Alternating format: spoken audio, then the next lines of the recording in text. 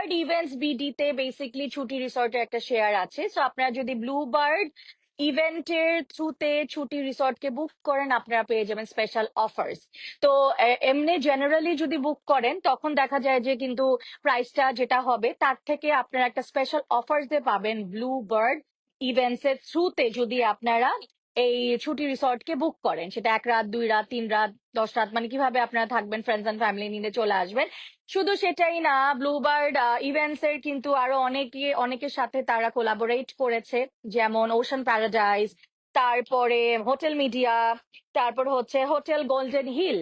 তো এই হোটেলস গুলোর সাথে যদি আপনারা এসে থাকতে চান, বাট ব্লুবার্ড এর থ্রুতে যদি আপনারা বুক করেন, আপনারা পেয়ে যাবেন একটা ডিসকাউন্টস এন্ড অফার্স।